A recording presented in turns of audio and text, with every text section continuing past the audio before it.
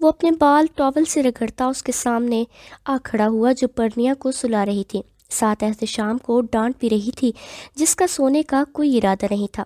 Miss you to baby, آج رات تمہارا ہی ہوں، وہ بغور اسے دیکھتے کہہ رہا تھا، جو اس کی رات والی بات پر خون کے گھونٹ پی کر رہ گئی۔ ابراز اس کے چہرے پر کچھ کھوجنا چاہتا تھا، لیکن آج بھی وہ چہرہ بے تاثر تھا۔ اٹھو، کپڑے نکالو۔ وہ فون رکھتے ہی اس کی طرف متوجہ ہوا۔ وہ اٹھ کر اس کے کپڑے نکالنے لگی، لیکن آج نہ جانے کیوں اس کا دل رو رہا تھا۔ آج تک ایسا کبھی نہیں ہوا، اسے کوئی فرق نہیں پڑا۔ وہ تو خود یہی چاہتی تھی وہ اس کے قریب نہ آئے، بھلے کسی اور کے پاس جائے لیکن اس کے پاس نہ آئے۔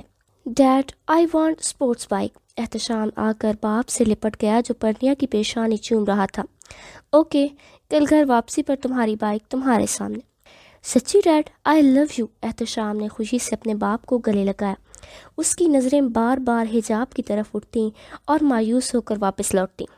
اب وہ موبائل پر احتشام کو کچھ بائکس کی پکس دکھانے لگا، پھر اس کی پسند پر کال کر کے آرڈر کیا جو کل فیکس احتشام کے اسکول آف ٹائمنگ میں ڈیلیور ہوگی۔ حلیم بنا رہی ہو یا شرٹ پریس کر رہی ہو؟ وہ کوشش کرتا بچوں کے سامنے لہجہ نرم رکھے۔ شرٹ جل گئی۔ آج پہلی بار اس نے کوئی ایسی حرکت کی تھی۔ شرٹ جان بوجھ کے جلائی؟ وہ خود نہیں جانتی کیوں۔ وہ جب کب سے اسے دیکھ رہا تھا، جھٹکے سے اٹھا اور اس کا ہاتھ پکڑ کر کھینچتے ہوئے اسے ٹیرس پر لے آیا، جو ان کے روم میں ہی گلاس وال دھکیلتے آ جاتی۔ احتشام اس کے روم سے گیم کھیلنے لگ گیا، ان کے عمل سے بے خبر رہا۔ کمرہ آخری فلور پر ہونے کی وجہ سے ٹیرس کی اونچائی کافی وسیع تھی۔ ابراز نے اسے ایک بازو سے پکڑ کر نیچے کی طرف دھکیلا۔ ٹیرس کی اونچائی دیکھ کر بھی اسے ڈر نہ لگا۔ وہ موت کا منظر بخوبی دیکھ سکتی تھی۔ اتنی اونچائی سے گرنے کے بعد شاید ہی کسی کی سانسیں واپس آئیں۔ آج موت سے ابراز کی شعلہ برساتی آنکھیں بھی حجاب کو خوف میں مبتلا نہ کر سکی۔ کوئی ڈر و خوف نہیں تھا، ڈر تو اسے خود سے لگ رہا تھا آج۔ ہاں، یہ ڈر ہی تھا جس کی وجہ سے وہ بے چین ہے، جس سے اس نے شدت سے نفرت کی، بد دعائیں دیں، آج اسی کے لیے اس کا دل دھڑک رہا ہے۔ اسے ڈر لگ رہا تھا، دل کے اس شور سے اس کا اپنا دل اسے دھوکہ دے رہا تھا۔ کیا چاہتی ہو؟ بولو، یہیں سے پھینک دوں؟ مجھے اور میرے بچوں کو تمہاری کوئی ضرورت نہیں، تو زندہ رہ کر کب تک یہ دن بھر آنسو بہا کر نحوست پھیلا کر رکھو گی؟ ظلم ہوا ہے نا تمہارے ساتھ، بیزار ہونا اس زندگی سے، تو آسان حل یہی ہے، ہمیں بھی تمہاری ضرورت نہیں، گو ٹو ہیل۔ ابراز کو سنجیدہ آنکھیں اور آگ برساتا لہجہ بھی اسے خوفزدہ نہ کر سکا۔ دوسرے ہاتھ سے اس نے ابراز کا بازو پکڑا اور اس کے سینے سے لگی بلک اٹھی۔ پتہ نہیں میرے ساتھ کیا ہو رہا ہے، میں خود نہیں جانتی، مجھے بس سونا ہے، ڈھیر سارا سونا، اور کبھی نہیں اٹھنا۔ وہ ظالم لڑکی کیا کہہ گئی تھی اسے خود اندازہ نہیں تھا، جبکہ ابراز اس کے آخری الفاظ سن کر جی جان سے کانپ اٹھا۔ تم کون ہو جینے مرنے کا فیصلہ کرنے والی؟ آئندہ مرنے کا نام لیا تو زبان کاٹ دوں گا۔ سختی سے اسے خود میں بھینچے وہ اس کی کمر کے گرد گرفت سخت کر چکا تھا۔ کیا پریشانی ہے؟ کیوں اتنی ڈل ہو رہی ہو؟ کچھ لمحوں بعد جب رونے کی شدت میں کمی آئی تب ابراز نے تھوڑی سے پکڑ کر اس کا چہرہ اونچا کیا۔ پتہ نہیں، آواز رندھی ہوئی تھی۔ کسی نے کچھ کہا؟ اب کی بار محبت سے دونوں ہاتھوں سے اس کا چہرہ تھاما۔ نہیں، وہ نفی میں سر ہلانے لگی۔ پھر محبت بھرا لہجہ، ایک بار پھر وہ اپنی ہی نفرت سے ہار گئی۔ یہ وہ نہیں تھی جو اسے ریتتا دیکھ کر پرسکون ہو جاتا، یہ تو کوئی اور ہی تھا۔ دل میں درد ہو رہا ہے۔ آنسوؤں کا سیلاب ابراز کے ہاتھ بھگو گیا، دل کا درد مزید بڑھ گیا۔ کیوں؟ ابراز کو آج ان آنکھوں میں اپنا عکس صاف دکھائی دیا۔ پتہ نہیں۔ وہ نظریں چرا گئی۔ ابراز کے دونوں ہاتھ جو اس کے چہرہ تھامے ہوئے تھے انہیں جھٹکا۔ آخر کب تک وہ جان بوجھ کر ابراز کی محبت سے انجان رہے گی؟ کیا پتہ ہے، میری آنکھوں میں دیکھ کر جواب دو۔ وہ کہاں اس سے ہارنے والا تھا۔ ایک ہاتھ اس کی کمر کے گرد حمائل کیا، جس کے دوسرے ہاتھ سے اس کی تھوڑی پکڑ کے سر اونچا کیا۔ وہ اسے ہی دیکھ رہا تھا۔ ان آنکھوں میں آج نہ نفرت تھی نہ آنا، بس محبت تھی اپنی بیوی کے لیے۔ ایک بار پھر سے اسے وہ خط یاد آ گیا۔ وہ اس کی شرٹ دونوں ہاتھوں کی مٹھی میں جکڑے اس پر سر رکھے رو دی۔ یہی کہ مجھ سے کوئی راضی نہیں، کوئی بھی نہیں۔ کون نہیں؟ وہ نرمی سے اس کی پیٹھ تھپکنے لگا۔ دل ہی دل میں آج وہ بہت خوش تھا اس سے۔ یقین ہو چلا تھا محنت رائے گاہ نہیں گئی۔ اللہ! ابراز کے حرکت کرتے ہاتھ رک گئے۔ چند لمحے آسمان کو تکتے جیسے وہ سب منظر ذہن میں ریوائنڈ کر رہا تھا، پھر اسے دونوں کندھوں سے تھامے جنونی انداز میں اگلا سوال کیا، اور وہ خاموش رہی۔ پلیز بولو نا، آج چپ مت رہو، تمہاری چپ میری جان لے لے گی۔ شوہر، رندی ہوئی آواز کے ساتھ اس کے بلک سے الفاظ برآمد ہوئے جس نے اس کے شوہر کو زندگی کی نوید سنائی۔ مانتی ہو شوہر اسے؟ خوشی، بے یقینی، کیا کیا نہ تھا اس کے شوہر کی آنکھوں میں۔ ہاں، وہ جھکا تھا اور اس کی بے داغ پیشانی چومی۔ آج یہ لمس اسے سکون بخش رہا تھا۔ نہ گھن آئی نہ نفرت ہوئی، بلکہ محبت بھرا لمس اس کی آنکھیں نم کر گیا۔ یہی تو ہے جو اسے بے چین کیے ہے، یہ محبت۔ ہاں، آج وہ ہار گئی اپنے شوہر سے، اس دل سے جہاں وہ بستا ہے۔ وہ اس کا ہاتھ پکڑ کے کمرے میں لے آیا۔ بیٹھو، اسے بیٹھنے کا کہہ کر خود اس کی گود میں سر رکھے لیٹ گیا۔ نم آنکھوں سے وہ اس کا روشن چہرہ دیکھ رہی تھی جو اسے ہمیشہ خوفناک لگتا تھا۔ آج وہ چہرہ اسے خود سے زیادہ خوبصورت اور روشن لگ رہا تھا۔ میرا سر دباؤ، اگلا حکم جاری کیا، لیکن وہ یک ٹک اسے دیکھے گئی۔ تم سے کہہ رہا ہوں، کہاں ہو؟ وہ جو آنکھیں موندے لیٹا تھا اسے حرکت کرتا نہ دیکھ کر آنکھیں کھولتے ہوئے بڑی سخت لہجے میں بولا۔ وہ کپ کپاتے ہاتھوں سے اس کا سر دبانے لگی۔ آج سے پہلے ایسی کوئی خواہش ابراز نے نہیں کی تھی۔ اگر وہ کہتا بھی تھا تو صرف چڑھانے کے لیے، لیکن آج جہاں وہ بدلی تھی وہیں ابراز بھی اس میں تبدیلیاں دیکھ چکا تھا۔ شاید تبھی آج ابراز نے پہل کی۔ بس چھوڑو، یہاں آ کر میرے ساتھ لیٹو۔ 5 منٹ بعد بھی نہیں ہوئے تھے کہ ابراز نے اگلا حکم سنایا۔ اس نے دھیرے سے اس کا سر اپنی گود سے ہٹا کر وہاں تکیے پر رکھا۔ جھجکتے ہوئے وہ دوسری بات پر عمل کرنے کے لیے بیڈ پر جھکی تھی۔ اس کا ارادہ بچوں کی سائڈ پر سونے کا تھا جو بیڈ کی دوسری سائڈ پر سو رہے تھے۔ یہاں سر رکھو، اپنا بازو پھیلائے وہ اسے اپنے پاس سونے کی دعوت دے رہا تھا۔ اتنا سوچ کیا رہی ہو؟ شرافت سے یہاں آؤ۔ میں اٹھا تو تم جانتی ہو۔ روبدار لہجے میں وہ اسے دھمکی دے کر پاس آنے پر مجبور کر گیا۔ وہ کچھ جھجک کر اس کے پاس آئی اور آنکھیں موند کر اس کے پھیلائے بازو پر سر رکھ دیا۔ میری طرف دیکھو پلیز۔ وہ کروٹ ابراز کی سائڈ لے کر اس کے سینے میں منہ چھپا گئی۔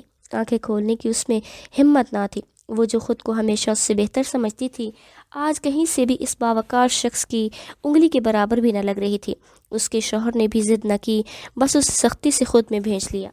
وہ صبح نماز کے لیے اٹھی تو ابراز کہیں نہیں تھا۔ رات کا منظر یاد کرتے ہی اسے خود پر حیرت ہوئی۔ لگ رہا تھا جیسے وہ کسی خواب کی کیفیت سے بیدار ہوئی۔ وہ اپنی سوچوں کو جھٹک کر بالوں کا جوڑا بنا کر اٹھی، وضو کیا اور نماز ادا کی۔ وہ کہتا ہے میں بدل گیا ہوں۔ اگر بدل گیا ہے تو کہاں ہے؟ آج پھر وہ اپنی جیسی عورتوں کے پاس گیا ہے۔ ایسے انسان کبھی نہیں بدلتے، کبھی نہیں۔ آج مجھے جھکا کر وہ چلا گیا، لیکن میں جھکنے والوں میں سے نہیں۔ وہ مر بھی جائے تب بھی کبھی اقرار نہیں کروں گی۔ یہ راز صرف میرے اندر دفن رہے گا کہ میں ایسے انسان سے محبت کرتی ہوں جو میری محبت کیا نفرت کے لائق بھی نہیں۔ عائشہ کہتی ہے میں نیکی کا تکبر کرتی ہوں۔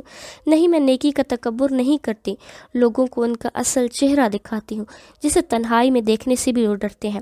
میں نہیں کرتی غرور، میں سچ کہتی ہوں جو انہیں کڑوا لگتا ہے، اور وہ کہتی ہے میں خوش نصیب ہوں ایسا شوہر پا کر۔ لیکن مجھ سے بڑا بد نصیب کون ہوگا؟ وہ پاگل انجان ہے۔ اس نے محبت جگا تو دی میرے دل میں، لیکن وہ اس شخص کے دل میں نہیں جگا سکتی جو صرف خود سے محبت کرتا ہے۔ وہ دعا مانگ کر آنسو پوچھ کر اٹھ کھڑی ہوئی۔ جائے نماز رکھتے وہ پیچھے مڑی تھی، تبھی دروازہ کھول کر ابراز شلوار قمیض میں ملبوس اس کے سامنے آ کھڑا ہوا۔ تو تم تو چلے گئے تھے نا؟ وہ اسے یک دم سامنے کھڑا دیکھ کر بوکھلا گئے۔ تو واپس نہیں آ سکتا؟ وہ قدم اٹھاتا اس کے قریب تر آ رہا تھا۔ تمہیں کیا لگا عیاشی کرنے گیا ہوں؟ وہ اس کے اس قدر قریب آ گیا کہ حجاب کا سر اس کے دل سے ٹکرایا۔ اس کا قد بمشکل ابراز کے دل تک ہی آتا تھا۔ وہ اس کی طرف جھکتے ہوئے اس سے پوچھ رہا تھا۔ ہونٹوں پر ایک بے بس سی مسکراہٹ تھی۔ حجاب شرمندگی سے نظریں جھکا گئی۔ عرصہ ہوا ہے ایک لڑکی نے دل پر قبضہ جما لیا، تب سے یہ دل بے بس ہے، کہیں اور جانے کے لیے تیار ہی نہیں ہوتا۔ خاموش پا کر ابراز نے محبت سے اس کی پیشانی چومی۔ وہ اس کی سوچ سے کیسے انجان رہ سکتا ہے؟ پل پل تو اسی کو پڑتا آیا ہے۔ ان 6 سالوں میں ایسے سکون بھری نیند لی تھی۔ بات بدلنے کو اس نے کل رات والا واقعہ دہرایا۔ نہیں، اپنے دونوں ٹھنڈے ہاتھ اس نے ابراز کے سینے پر رکھ دیے۔ تم کہاں چلے گئے تھے صبح؟ اب وہ اس کی قمیض کے بٹنوں کو چھیڑ رہی تھی۔ ابراز یکٹک اسے دیکھ رہا تھا جس سے وہ کنفیوز ہو کر نظریں جھکا گئی۔ تم نے مس کیا؟ پل بھر کو اس نے ابراز کو دیکھا اور واپس نظریں جھکا لی۔ ہونٹوں پر خوبصورت شرمگی مسکراہٹ تھی۔ تم پاس نہیں تھے تو میں گھبرا گئی۔ ہمیشہ رہوں گا اگر اجازت دو تو۔ وہ اس کی طرف جھکتا ہوا معنی خیزی سے بولا۔ آج تک مجھ سے کب اجازت لی ہے؟ حجاب نے خفگی سے کہتے ہی اسے دور دھکیلا اور بیڈ کی سائڈ کارنر پر جا کر بیٹھ گئی۔ اگر احتشام اور پرنیا کی بات ہے تو وہ میرا حق ہے. چلو تھرڈ جو آیا وہ تمہاری مرضی سے ہوگا. دھیرے دھیرے اس کی طرف قدم بڑھاتے وہ اس کے سرخ ہوتے چہرے کو دیکھ رہا تھا. آنکھیں حیا سے جھکی ہوئی تھیں. ناک اور گال کو شرم اور سردی کی شدت سے سرخ ہو چکے تھے. وہ 1 گھنٹے کے بل ٹھنڈی زمین پر اس کے ہاتھ تھام کر بیٹھ گیا. آج سے پہلے تم کہاں تھی؟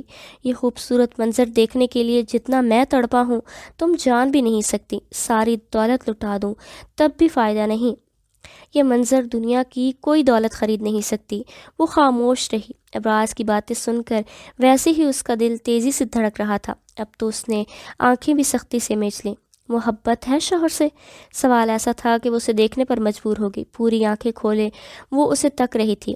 ایسے دیکھ رہی ہو جیسے موت کی خبر سنا دی، دکھ بھرے لہجے میں کہہ کر اس نے ہاتھ کی پشت پر ہونٹ رکھنے چاہے تو حجاب نے ارادہ بھانپتے ہی جھٹ سے ہاتھ کھینچ لیے. سوری. وہ اپنی بے اختیاری پر جی بھر کے شرمندہ ہوئی. حجاب کے چہرے پر پل بھر کو مسکراہٹ آ کر غائب ہو گئی، جیسے اسی جواب کی امید تھی. میرے لیے دعا کرو گی؟ وہ امید لگائے محبت پاش نظروں سے اسے دیکھتے گویا ہوا. جی جی. نہ جانے کیسا ڈر و خوف تھا جو ابھی تک اسے جکڑے ہوئے تھا. ابراز کی کسی بات پر حجاب کو اعتبار نہ تھا. دعا کرنا میں ہار جاؤں. زندگی کی پہلی بازی ہے جو میں ہارنا چاہتا ہوں. آج تک صرف جیتنے کی خواہش کی ہے. آج پہلی مرتبہ میں نے اس سے ہارنے کی خواہش کی ہے. تم بھی بولو گی تو وہ میری دعا ضرور قبول کرے گا. میں جیتنا نہیں چاہتا. اگر میں جیتا تو اپنی زندگی سے ہاتھ دھو بیٹھوں گا، جو مجھے بہت عزیز ہے، بہت. وہ اس کا ہاتھ جو گود میں رکھا تھا نرمی سے سہلاتے ہوئے کہہ رہا تھا. حجاب کو اس کی آواز رندھی ہوئی لگی. میرے کپڑے نکال دو. 8 بجے کی فلائٹ ہے، ارجنٹ پہنچنا ہے. وہاں میٹنگ اٹینڈ کر کے 4 بجے تک لوٹ آؤں گا. وہ کہتا ہوا اس کا ہاتھ چھوڑ کر اٹھ کھڑا ہوا. میں خود ڈرائیو کروں گی، آپ بس دیکھیں. منتہا نے بے بسی سے اسے دیکھا جو ضد کر کے خود کار چلا رہی تھی. ابھی وہ دونوں بچوں کو اسکول چھوڑ آئے تھے. منتہا کے منع کرنے کے باوجود ضد کر کے ڈرائیونگ اس نے خود کی. میم آرام سے، جلد بازی کیسی؟ منتہا نے دوسری دفعہ اسے ٹوکا. دیکھتی رہیں بس. حجاب کا آج موڈ بہت اچھا تھا. خوشی اس کے چہرے سے جھلک رہی تھی. آج بار بار اسے ابراز کی ایک ایک بات یاد آ رہی تھی جسے یاد کر کے اس کی خوشی دگنی ہو جاتی. ابراز کا اظہار اس کی رگ رگ میں سکون کی لہر دوڑا گیا. وہی تو اس کے سامنے جھکا تھا، اعتراف کیا تھا، محبت کا دعوے دار تھا. دل چاہ رہا تھا اس کے آفس جا کر ایک دیدار کرے، لیکن اسے خود نہیں پتا اس کے سامنے دھڑلے سے بولنے والی آج کیوں اسے شرما رہی تھی. بچوں کو وہ لاکھ پڑھانے کی کوشش کرتی لیکن وہ ہاتھ ہی نہیں آتے. اسی لیے حجاب نے انہیں پاس ہی ایک ٹیوشن میں لگایا تھا جو کہ ایک فیمیل ٹیچر تھی. Good evening ma'am. وہ بچوں کی ٹیوشن چھوڑ کر گھر کے لیے نکلی تھی. ابھی وہ ایک سٹاپ پر رکی تھی کہ اسے ابراز کے آفس سے کال وصول ہوئی، جسے دیکھ کر وہ حیران رہ گئی. Good evening. جی کہیں، آج مجھے کیسے یاد کیا؟ فون ریسیو کرتے ہی وہ نہایت مؤدب لہجے میں گویا ہوئی. میم وہ سر امپورٹنٹ میٹنگ میں ہے، انہیں ارجنٹ ایک فائل چاہیے جو انہوں نے آپ کی کار میں رکھی ہے. منتہا ایک ہی سانس میں بولتی اسے حیران و پریشان کر گئی. میری کار؟ Are you sure? ان کی اپنی کار ہے، میری کار میں کیوں رکھیں گے؟ سگنل کی گرین لائٹ ہوتے ہی وہ اپنی کار کو آگے بڑھا گئی. اسے عجیب سا لگ رہا تھا. ابراز تو کبھی اس کی کار لے کر نہیں گیا، پھر فائل کیسے رہ گئی؟ آئی ڈونٹ نو میم، آپ سیٹ کور میں چیک کریں. سر نے وہیں کا بتایا تھا. اپنی سوچوں میں الجھی وہ کوئی پارکنگ ایریا دیکھ کر کار روکنے کا سوچ رہی تھی کہ دوسری طرف کی بات سن کر گہرا سانس لے کر رہ گئی. Wait a minute. ایک شاپ کے باہر اسے خالی نظر ملی جہاں آس پاس کافی گاڑیاں کھڑی تھیں. اس نے کار ریورس کر کے وہیں گاڑی کھڑی کی اور خود فون پر فرنٹ سیٹ پر رکھ کر کار سے باہر نکل کر پچھلی سیٹ کارنر دیکھنے پیچھے والی سائڈ آ گئی. پچھلی سیٹ کور میں اندر ہی ایک فائل رکھی تھی جسے دیکھ کر وہ حیرت زدہ رہ گئی. وہ فائل لے کر فرنٹ سیٹ پر آ بیٹھی. ساتھ سیٹ پر پڑا فون کان سے لگایا. ہاں ہے، اوکے، میں خود لے کر آتی ہوں. ویسے میٹنگ کب تک ختم ہوگی؟ فائل رکھ کر اس نے فوراً کار سٹارٹ کی. میم جلد ہی 10 منٹ میں. آپ کے پاس جو ہے وہ اوریجنل ہے، اس کی کاپی ہمارے پاس ہے. وہ میٹنگ کے لیے نہیں ہے، بس کلائنٹ کو دینی ہے. اوکے. وہ ابھی بھی حیرت کا شکار تھی. فون کاٹ کر وہ آفس کی طرف چل دی. یہ لیں فائل. تقریباً 20 منٹ کی ڈرائیو کے بعد وہ آفس پہنچی اور آتے ہی سامنے بیٹھی منتہا کو فائل پکڑا دی. Thank you ma'am. مسکراتے ہوئے منتہا نے فائل تھامی. وہ جانے ہی لگی تھی کہ اسے ابراز کا خیال آیا، کیوں نہ وہ اس سے مل کر جائے. دل کے شور پر وہ خود حیران تھی. ویسے سر کہاں ہے؟ جھجکتے ہوئے اس نے پوچھ لیا، لیکن اسے سمجھ نہیں آئی وہ ابراز ہے اس کا شوہر، آخر ملنے میں جھجک کیسی؟ میم وہ اپنی کیبل میں. لڑکی نے رائٹ سائڈ پر اشارہ کیا. کوئی ہے تو نہیں اندر؟ اس نے جاننا مناسب سمجھا. میم علیزے. ایک قدم کیون کی طرف بڑھایا تھا کہ یہ نام سن کر ٹھٹک کر رکی۔ یہ کون ہے؟ آج سے پہلے تو نہیں تھی۔ وہ خود نہیں جانتی تھی لہجے میں غصے کی رمق کیسے آئی۔ سر کی وائف، منتہا ڈرتے ڈرتے بمشکل بول پائی، ساتھ ایک قدم پیچھے ہوئی کہ کہیں سامنے رکھا کرسٹل ہی سر پر نہ دے مارے۔ دماغ ٹھیک ہے تمہارا؟ وہ چلا اٹھی۔ سوری ہونے والی، نیکسٹ ویک ان کی شادی ہے، ایک ہی سانس میں بولتے وہ تھوڑا اور پیچھے کھسکی۔ کس نے کہا پاگل ہو تم؟ دانت پیستے وہ گویا ہوئی۔ میم آپ کی کسی سے بھی پوچھ لیں، صبح سر نے اناؤنس کیا تھا، منتہا کہتے ہی فائل اٹھا کر دوڑی، جبکہ وہ ایک ایک قدم ابراز کی کیبن کی طرف بڑھی۔ سامنے کا منظر صاف نظر آ رہا تھا۔ سامنے رکھے لیپ ٹاپ پر وہ دونوں کسی سے ہنس ہنس کے باتیں کر رہے تھے۔ وہ معاف ذہن کے ساتھ ایک ایک قدم پیچھے بڑھا رہی تھی۔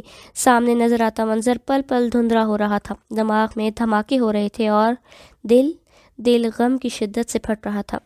صرف منہ مارتا ہوں نا، ایسا نہ ہو کہ تمہاری یہ بے اعتنائی دیکھ کر کسی دن دوسری شادی کر لوں۔ وہ چیخ رہا تھا، اس کے کانوں میں بار بار یہ جملہ دہرا رہا تھا۔ اس نے اپنا دونوں ہاتھ کانوں پر رکھا۔ وہ اس آواز سے دور جانا چاہتی تھی، اس دوغلے انسان سے دور۔ وہ یکدم بھاگتی ہوئی گلاس وال دھکیل کر باہر آ گئی۔ آنسو بے دردی سے رگڑتے اس نے کار سٹارٹ کی۔ کبھی پاس بیٹھ کر محسوس کرنا، نہ شراب کی بو آئے گی نہ نشے میں دھت ملے گا۔ تم بہت خوبصورت ہو، پر افسوس خوبصورت نہیں۔ دین تو کہتا ہے ناچنے والی سے نفرت نہ کرو۔ تم نیک لوگوں میں عیب ڈھونڈتی پھرتی ہو، تمہیں حق نہیں تم میرے اور اللہ کے درمیان آؤ۔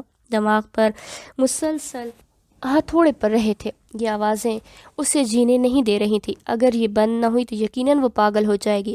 آج وہ کسی ننھے بچے کی طرح سسک کے رو رہی تھی۔ شام کے اس ٹائم جہاں سڑکوں پر گاڑیوں کا ہجوم تھا، وہ بلا خوف و جھجک فل سپیڈ میں گاڑی دورائے جا رہی تھی۔ وہ کہیں دور جانا چاہتی تھی جہاں یہ آوازیں نہ ہوں، کوئی نہ ہو، بس وہ اکیلی تنہا کسی ویرانے میں جہاں اسے اپنی آواز تک نہ سنائی دے، بس خاموشی ہو، صرف خاموشی۔ فل سپیڈ سے کار آگے بڑھاتے اس نے یو ٹرن لیا، ہاتھ کی پشت سے آنکھ کو رگڑا تو سامنے کا منظر کچھ واضح ہوا۔ سگنل کی ریڈ لائٹ دیکھ کر بھی وہ نہ رکی۔ اسے بس ان آوازوں سے دور جانا تھا۔ ابھی وہ اگلا سگنل توڑتی کہ اس سے پہلے اس کا موبائل رنگ ہوا۔ اس نے بنا دیکھے کپ کپاتے ہاتھوں سے فون اٹھایا۔ ہیلو۔ یہ آواز سن کر وہ ہچکیاں لے کر رو دی۔ بابا، سب ختم ہو گیا، سب دھوکے باز ہیں یہاں، ہر کسی کو میں مجرم لگتی ہوں۔ عائشہ بھی مجھے غلط کہتی ہے اور اس دھوکے باز نے بابا دوسری شادی کر لی، مجھے برباد کر کے وہ سکون میں ہے۔ اس نے کل میری پرواہ تھی نہ آج ہے۔ وہ جھوٹ بولتے ہیں سب۔ آپ نے بھی میرے لیے ساتھ غلط کیا۔ کاش مجھ سے ایسی زندگی کی التجا کرنے سے پہلے مار دیتے۔ اب دیکھیں یہ آوازیں مجھے مار دیں گی۔ حجاب۔ ہوش و حواس کھونے سے پہلے اسے ایک چہرہ دیکھا تھا۔ وہ چہرہ اس نے زندگی میں دوسری بار دیکھا تھا، اور وہ چہرہ کیوں دیکھا تھا؟ اس کا ذہن اس وقت کچھ بھی سوچنے کی صلاحیت میں نہیں تھا۔ اس نے دھیرے سے آنکھیں کھولی، لیکن یہ کیا؟ اسے ہر طرف اندھیرا دیکھا۔ اس نے ہاتھ اٹھا کر آنکھیں رگڑنی چاہی تو ہاتھ میں لگی کسی شے کی وجہ سے وہ ہاتھ نہ اٹھا سکی۔ حجاب، تمہیں ہوش آ گیا میرے بیٹے؟ ڈاکٹر تاثیر صاحب کو ایک کال وصول ہوئی ہسپتال سے، جنہوں نے حجاب کے ایکسیڈنٹ کی خبر انہیں دی، تو وہ فون پر دھماکے کی آواز سن کر اتنے خوفزدہ ہو گئے کہ ان کا جسم حرکت کرنے سے قاصر تھا۔ اس کال کے آتے ہی انہوں نے بے تابی سے فون اٹھایا۔ انہیں لگا تھا کہ حجاب کا فون ہوگا، لیکن حجاب کے نمبر سے انہیں جس کی کال وصول ہوئی ان کے ہوش اڑا گئے۔ وہ آمنہ اور اسامہ کو لے کر ہسپتال پہنچے اور اب کب سے آپریشن تھیٹر کے بعد حجاب کے ہوش میں آنے کے انتظار میں تھے۔ وہ میرے سامنے رو رہی تھی، تڑپ رہی تھی، اور میری بے بسی کی انتہا نہیں تھی۔ میں اس کی تڑپ تک محسوس نہیں کر سکتا تھا۔ اس کے چلانے کی آواز سن کر میں روم میں آیا۔ تاثیر صاحب کے پیچھے کھڑا اس کے دیکھنے کے انتظار میں تھا، لیکن وہ اس نے مجھے نہیں دیکھا، نہ اپنے بابا کو۔ اس کی نظریں کسی ایک نقطے پر نہیں تھی، وہ نہ جانے کس کو ڈھونڈ رہی تھی۔ ایک پل کو میرا دماغ سن ہو گیا۔ اگلی ہی لمحے اس کی چیخوں نے مجھے جھنجھوڑ دیا، جیسے پوچھ رہی ہوں کیا ملا یہ سب کر کے؟ تم اس کے بندے کو آزمانے چلے تھے؟ کس نے تمہیں حق دیا ایک انسان کی زندگی کے ساتھ ایسا کھیلو؟ میں جو اپنے ماں باپ کی اصلیت پر نہیں رویا تھا، میں جو محبوب کے ٹھکرانے پر نہیں رویا تھا، آج پھوٹ پھوٹ کے رو دیا۔ میرے سامنے وہ چیخ رہی تھی، چلا رہی تھی، اسے کچھ نظر نہیں آ رہا تھا، اور میں بزنس ٹائکون جسے ایک دنیا کہتی ہے کہ کوئی چیز ایسی نہیں جو اس شخص کے پاس نہ ہو یا وہ خرید نہ سکے، میں اس وقت کچھ نہ کر سکا، نہ اس درد کو محسوس کر سکا، نہ اس اذیت کو جو وہ سہ رہی تھی۔ میں گھنٹوں کے بل بیٹھا ہاتھوں میں چہرہ چھپائے بلکنے لگا، اور میرے سامنے میری زندگی بن پانی کے مچھلی کی طرح تڑپ رہی تھی۔ کمرے میں اچانک قدموں کی آواز آئی، جس کے کچھ دیر بعد وہ چیخیں آنا بند ہو گئی۔ کسی مہربان سائے نے میرے کندھے پر ہاتھ رکھا۔ میں نے چہرے سے ہاتھ ہٹا کر سرخ سوجی آنکھوں کو اوپر اٹھا کر اس شخص کو دیکھا جس نے کچھ دیر پہلے مجھے یہاں سے جانے کے لیے کہا تھا۔ اٹھو۔ ان کی بھاری آواز سے لگ رہا تھا وہ بھی رونے والے ہیں۔ کسی نے کہا مرد رویا نہیں کرتے۔ میں یکدم اٹھا، نظر سامنے اپنی بیوی کے بے خبر سوئے وجود پر پڑی۔ پاس ہی نرس اور ڈاکٹرز کھڑے تھے۔ تیزی سے قدم بڑھاتے میں واش روم میں چلا آیا، چہرے پر پانی کی چھینٹیں مار کر بار بار ان آنسوؤں کو پانی کے ان قطروں میں چھپا کر ثابت کر رہا تھا کہ مرد رویا نہیں رویا کرتے، لیکن یہ جملہ سوچتے ہی آنکھیں پھر بھیگ جاتی۔ میں کون ہوتا ہوں قسمت کا فیصلہ کرنے والا؟ میں نے کیسے اندازہ لگا لیا وہ میرے قدموں میں آ کر گرے گی؟ حاجی صاحب کے کہے وہ الفاظ میرے کانوں میں گونج رہے تھے۔ عورت کوئی بھی ہو، رشتوں میں ملاوٹ پسند نہیں کرتی۔ وہ جس سے بھی پیار کرے اس کی حرکات کو نظروں میں رکھتی ہے، لڑتی ہے، جھگڑتی ہے، اپنے ہونے کا احساس دلاتی ہے، مگر شراکت کبھی برداشت نہیں کرتی۔ آج میں ایک بار پھر بکھر گیا اور اس مرتبہ بھی سنبھالنے والا کوئی نہیں۔ میں ابراز حیات، میرا نام ابراز میرے ڈیڈ نے رکھا، جس کے معنی اہم، خاص۔ میں سمجھتا تھا میں اپنے ماں باپ، اپنے ددیال ننیحال میں خاص ہوں۔ اپنے نام کی طرح اپنوں کی زندگی میں میری ایک خاص اہمیت ہے، اور یہ سچ بھی تھا۔ میرے نانا رئیس خاندان کے اکلوتے بیٹے کروڑوں کی جائیداد کے مالک تھے، لیکن اس جائیداد کو سنبھالنے والا وہ وارث نہ تھا۔ یہ بعد دیگرے 3 شادیاں بھی انہیں بیٹا نہ دے سکیں، اور ان کی تمام تر توجہ کا مرکز ان کی بیٹی فبیہہ رہی، جو کہ ان کی پہلی شادی سے ہوئی تھی۔ نانا نے اپنے لاڈ پیال سے انہیں اس حد تک بگاڑ دیا کہ کل وہ ان کے سامنے دھڑلے سے ڈیڈ کو لے آئیں۔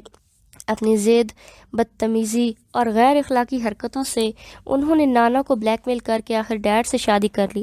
آئے دن موم کے افیئرز اخباروں کی شان ہوتے اور نانا کی بنائی عزت پل بھر میں مٹی میں مل گئی۔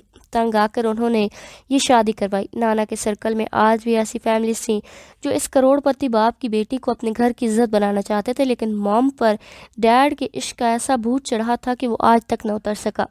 آج تک موم کے خلاف ڈیڈ ایک لفظ برداشت نہیں کرتے، لیکن دادوں کے سامنے وہ بھیگی بلی بن جاتے ہیں۔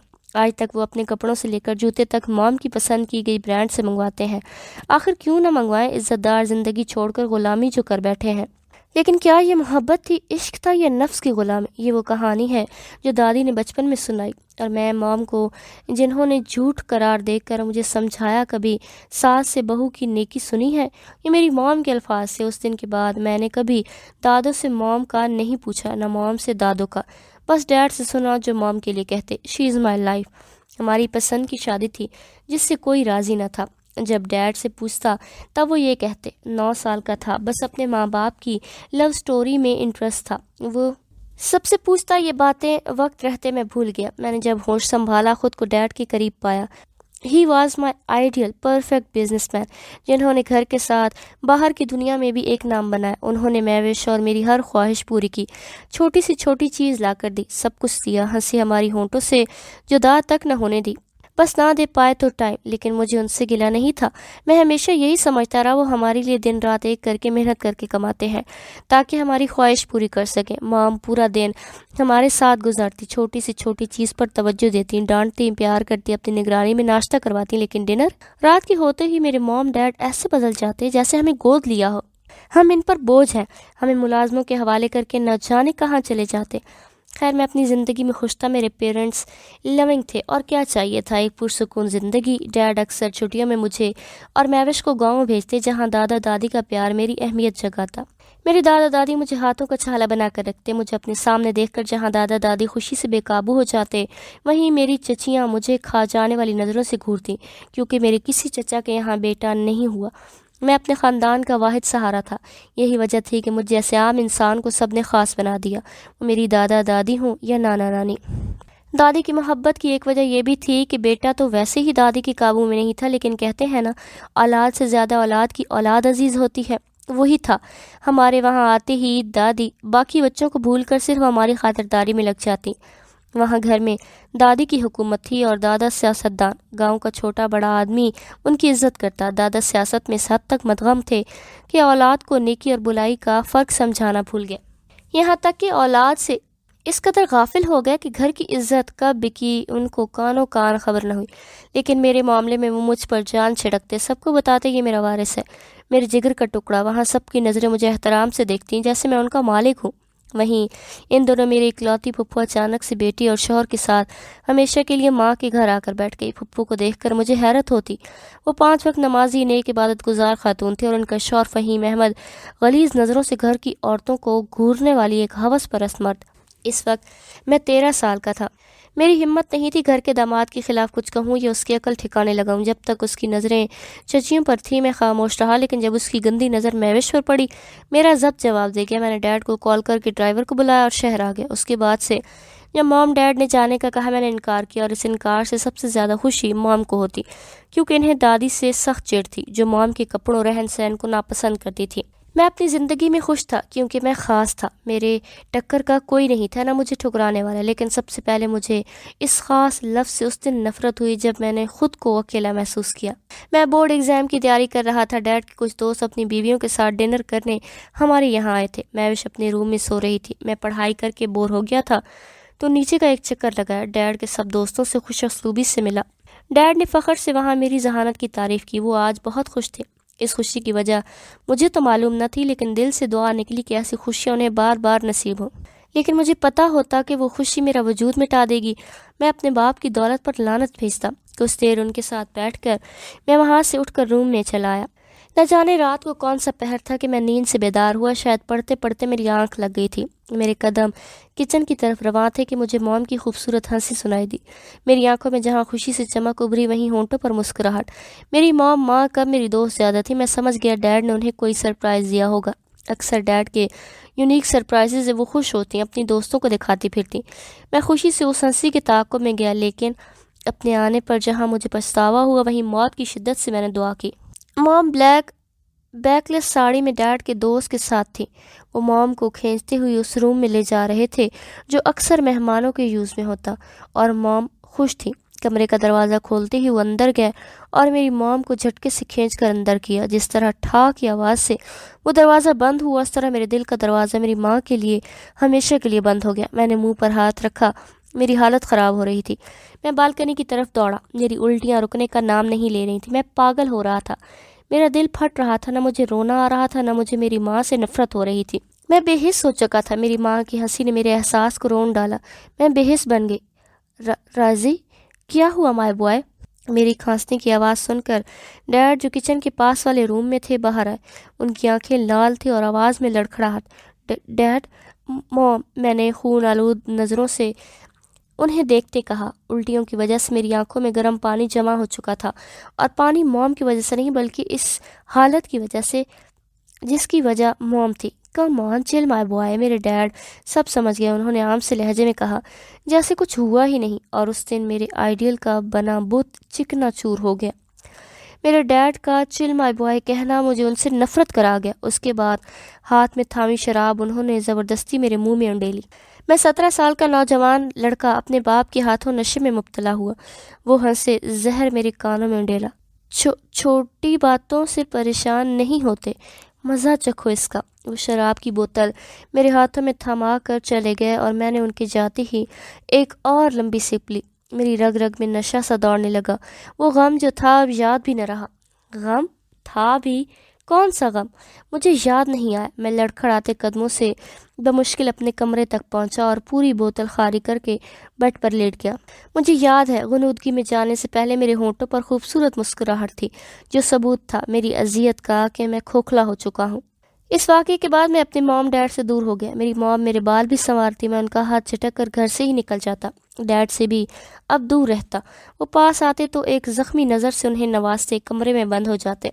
उस रात के बाद मैंने हर चीज़ पर गौर किया। मेरी माँ ही नहीं, बाप भी। ये अमीर लोग इज्जत बेचकर वहाँ अपने महल बनवाते हैं जहाँ खोखले लोग रहते हैं जिनका दिल अंदर से मर चुका होता है। मुझे एक बात हमेशा अजीब लगती, जिस औरत के पास तफसील लेने जाता वो एक दूसरे से मीलों दूर लगती। मेरे माँ बाप की मोहब्बत की दास्तान सब ने अपने लफ्ज़ों में सुनाई, जिसका मैंने एक अलग रुख बनाकर अपने जहन में फीड किया, जो सच्चाई से बिल्कुल मुख्तलिफ थी। दादो हो या मॉम या चचियाँ, सब अपनी ज़ुबान बोलती। असल हकीकत मुझे नाना के घर पता लगी। उनके डॉक्यूमेंट्स थे। हम दोनों अक्सर कैरम खेलते। हर संडे में उनके घर जाता। वहीं दिन था जब पता लगा मेरे नाना भी इन्हीं लोगों में से एक थे जिसने बीवी की इज्जत बेचकर ये दौलत कमाई और सारी ज़िंदगी یہ دولت کمانے والا بیٹے کے لیے روتا رہا۔ میں اس وقت ہنسا تھا۔ میری کھوکھلی ہنسی اس ویرانے میں گونج رہی تھی۔ جس شخص نے تباہ کیا، اتنا پیسہ کمایا، آج وہ دوسروں کی زندگیاں تباہ کر کے اب پچھتا رہا۔ جب ماں باپ آ گئے تو بچے کہاں پیچھے رہتے۔ نانا کی ایک ایک ڈیلنگ کی پوری خبر تھی اس فائل میں، ساتھ اس آدمی کا نام جس کی عزت کا جنازہ نکال کر نانا نے یہ ڈیل فائنل کی تھی۔ موم کی رپورٹس میرے ہاتھوں لگی۔ میری پیدائش سے 3 سال قبل ان کا ابارشن ہوا تھا۔ میرے اندر احساس تھا کہاں جو رپورٹس دیکھ کر کچھ محسوس ہوتا۔ میں بے تاثر چہرے کے ساتھ ایک سے ایک دردناک راز اپنے دل میں حفظ کر رہا تھا۔ میرے ہاتھ ڈیڈ کے کچھ پیپرز لگے۔ ڈیڈ نانا کے ایک عام امپلائی تھے۔ یقیناً وہ شادی اسی راز کو چھپانے کے لیے کروائی گئی تھی۔ محبت، عشق، کیا کہانی نہیں سنائی دادوں نے اپنوں نے، اور نکلا کیا؟ دولت کے پجاری۔ نم آنکھ سے ایک آنسو ٹوٹ کر اس کاغذ پر گرا جس نے میرے اندر کے حیوان کو جگایا۔ نانا نے 75% پراپرٹی میرے نام کی، باقی ڈیڈ کی۔ اب کوئی شک نہ تھا، عزت بچانے کے لیے دولت کا سودا کیا۔ فائدہ جب انسان کی اپنی نظروں میں کوئی عزت نہ ہو۔ میں اس کاغذ پر تھوکتا ہوا، اسے پیروں تلے رونتا ہوا وہاں سے نکل گیا۔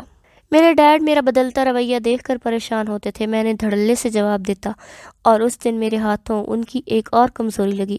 راضی کیا حرکت ہے؟ دادوں کے پاس کیوں نہیں جا رہے؟ میوش کو بھی لے جاؤ، دیکھو وہ دن رات تمہیں یاد کرتی ہیں۔ So what? میرا پرسکون جواب انہیں غصہ دلا گیا۔ 1 ماہ سے وہ میری بے اعتنائی دیکھ رہے تھے۔ شٹ اپ، کل تم جا رہے ہو اینڈ دیٹس فائنل۔ ان کی گرئیدار آواز نے میرا دماغ گھما دیا۔ میں نے پاس پڑی ڈائننگ ٹیبل پر رکھی چھڑی اٹھا کر کلائی پر رکھی۔ میری یہ حرکت دیکھ کر ڈیڈ تیر کی تیزی سے الرٹ ہو کر میرے قریب آئے۔ بس اس کے بعد سے انہوں نے مجھے کسی چیز کے لیے فورس نہ کیا۔ میں اپنے آپ میں سلگنے لگا۔ بس دوست تھے میرے جن کے ساتھ بیٹھ کر زندگی پرسکون لگتی، لیکن تنہائی میں اکثر رات کو ڈیڈ کے روم سے شراب کی بوتل لے آتا اور گھنٹوں بیٹھ کر اسے سکون تلاش کرتا۔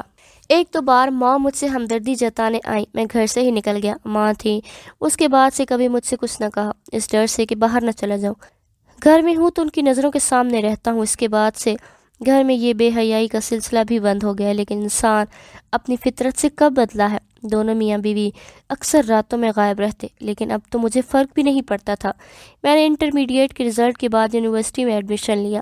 اس دوران کافی لڑکیوں سے دوستی ہوئی، لیکن کسی کو بھی خود سے قریب نہ کیا۔ نہ یونیورسٹی کا ایسا ماحول تھا کہ لڑکے لڑکیاں ہاتھوں میں ہاتھ لیے گھوم۔ اس دوران میں کوشش کرتا میوش بھی مام ڈیڈ کی سچائی سے انجان رہے۔ ہر کسی میں ہمت نہیں ہوتی کہ نشان کے ہوتے ہوئے زخم کو چھپائے۔ میری دوستی ڈیڈ کے سرکل کے کچھ لڑکے لڑکیوں سے جو ان کے دوستوں کے بچے تھے، ان سے ملاقات گھر کی ہی ایک پارٹی میں ہوئی۔ وہ میری طرح ہی کھوکھلے، لیکن نہیں، وہ خوش تھے، شاید حقیقت کو جلد ہی ایکسیپٹ کر گئے تھے۔ اب سمجھ آئی ڈیڈ کی پارٹی رکھنے کی وجہ اپنے جیسوں سے دوستی۔ میری سوچ یقیناً سچ تھی، کیونکہ اس دن وہ سب خود میری طرف دوستی کا ہاتھ لیے بڑے تھے، جن میں سے مہک، ارسلان اور ابرش بھی ایک تھی۔ زندگی بس گزر رہی تھی جب تک وہ نہیں تھی۔ اس کے آنے سے ہلچل مچی۔ وہ مجھے مختلف نہیں لگتی تھی، میری سوچ نے اسے مختلف بنایا۔ اس دن میں نشے میں دھت میری ایک چھوٹی سی غلطی نے اس کے اندر غلط فہمی کا پہاڑ پیدا کر دیا۔ وہ دن مجھے آج تک نہیں بھولا۔ کنوکیشن ڈے، جس دن ہم دوستوں نے خوب جشن منایا، یونی سے آ کر میں کلب چلا گیا، جہاں پر ابریش اور ارسلان کے گروپ نے مجھے گھیر لیا۔ ٹریٹ دو۔ اس ٹریٹ کے چکر میں میری حالت خراب ہو گئی۔ جشن منانے میں اس قدر مدہوش تھا کہ کتنی شراب کی بوتلیں حلق سے اتاری، اندازہ نہ رہا۔ ابرش مجھے گھر تک چھوڑنے آئی، لیکن اس دن نشے نے میرا دماغ معاف کر دیا۔ نہ جانے کیسی طلب تھی کہ میں ضد کر کے ابرش کو اپنے ساتھ گھر کے اندر لے آیا۔ میرا ارادہ وہی تھا جو ہر ہوس پرست مرد کا ہوتا، اور ابرش میری اس طلب سے انجان تھی۔ وہ شاید میری زندگی کا پہلا ایسا گناہ تھا۔ اس سے پہلے یہ سوچ میرے دل میں کبھی نہیں آئی۔ ہوش میں میری عورت سے نفرت مجھے اس کے پاس جانے نہیں دیتی، لیکن اس دن نشے نے مجھے ہرا دیا تھا۔ ہاں، وہ نشہ ہی تھا جس نے ہر گناہ اور ثواب کا فرق پہچان میرے دماغ سے مٹا دی۔ لیکن اندر آتے ہی میں نے پہلی بار اسے اپنے گھر میں دیکھا۔ نہ اس گھر میں میوش دوپٹہ پہنتی تھی، نہ مام۔ میں مدہوشی کے عالم میں پلر کے پیچھے چھپے وجود کی طرف کھنچتا چلا گیا۔ میرے دل کو سکون تب ملا، قرار تب آیا جب میں نے اس کی آنکھوں میں اپنے لیے ڈر دیکھا، اور وہ میری زبان سے اپنا نام سننے کے بعد رہی صحیح جان بھی اس کی نکل گئی۔ مجھے نشے میں علم نہیں تھا میں کیا کر گیا۔ نہ میری وہ ہنسی میرے ہوش میں رہنے کی گواہ تھی، نہ وہ حرکت میں اس کا نقاب ہٹانا نہیں چاہتا تھا۔ مجھے اس وقت خود کا ہوش نہیں تھا۔ اسے کیا یاد کرتا؟ اگلے دن ابرش کے منہ سے رات کا لفظ سن کر میں حیران رہ گیا اور اپنی کلائی دیکھی جہاں پر ہلکا سا بلیڈ کا کٹ تھا۔ لیکن اس دن عجیب بات یہ ہوئی، میں اپنی زندگی کا پہلا گناہ کرنے جا رہا تھا، حرام رشتہ بنانے جا رہا تھا، لیکن اس کی آمد نے مجھے گمراہی میں جانے سے بچا لیا۔ میں خود حیران تھا اس دن کیسے نفس پر قابو پا لیا۔ اس واقعے کے بعد میں حجاب تاثیر کو بھول نہ سکا۔ وہ میرے ذہن پر سوار نہیں تھی، لیکن میوش جو اکثر اپنی دوستوں کا ذکر کرتی تھی میں بے دلی سے سنتا تھا۔ اب پورے کان کھول کر حجاب تاثیر سے متعلق ایک ایک بات سنتا۔ راضی، اسے پتہ نہیں کیا ہو گیا ہے کہ اچانک چلی گئی، کھانا بھی نہیں کھایا اور بہت ڈری ہوئی تھی۔ میوش نارملی چپس کھاتے کل رات کی بات بتا رہی تھی اور میں ٹریڈ مل پر کھڑا پسینے سے شرابور رننگ میں منگت غور سے سن رہا تھا۔ آخر ذکر جو حجاب تاثیر کا تھا، یہ نام نہ جانے کیوں اتنا اٹریکٹ کرتا۔ حجاب، میرے لبوں نے بے آواز جنبش کی۔ میں نے ٹریڈ مل کے آف کر کے پاس کھڑے ٹاول سے پسینہ پونجا۔ اس وقت اکثر میں جم میں ہوتا۔ میوش آ کر مجھ سے دن بھر کی باتیں کرتی تھی۔ میوش کو میں نے خود سے بے حد قریب کیا تھا۔ میں نہیں چاہتا تھا کہ ایک اور امیر باپ کی بگڑی بیٹی اس گھر سے نکلے، کیونکہ ماں باپ کا گہرا اثر اولاد پر پڑتا ہے۔ مثال میرے ساتھ میری موم کی ہی۔ موم کو ان کے باپ نے بگاڑا، مجھے میرے باپ نے سکون کا حل بتا کر اندھیری گلیوں میں بھٹکا دیا، جہاں میں آج تک سکون کی تلاش میں بھٹک رہا ہوں۔ MBA یہیں سے کر سکتے ہو، ضروری نہیں باہر جایا کرو۔ ڈیڈ نے میرے دبئی جانے کا سن کر ہی دانت پیسے۔ وہ اچھی طرح جانتے تھے کہ وہ مجھے فورس نہیں کر سکتے۔ میں اس وقت جانے کی تیاری کر رہا تھا۔ صبح 5 بجے کی میری فلائٹ تھی۔ ڈیڈ کو جیسے ہی اپنے مینیجر کے ذریعے میرے جانے کا پتہ لگا، وہ میرے ساتھ لڑنے میرے کمرے میں چلے آئے۔ مشورہ نہیں مانگا، بتایا ہے کل جا رہا ہوں۔ میں نے سکون سے جواب دے کر انہیں آگ بگولا کر دیا۔ تمیز سے بات کرو، ایسا کیا کیا ہے میں نے جو میرے سر پر سوار رہتے ہو؟ ڈیڈ نے اپنی عادت کے مطابق قریب ہی ڈریسنگ پر رکھا پرفیوم غصے سے دیوار پر دے مارا۔ عزت کا جنازہ نکالا ہے ڈیڈ؟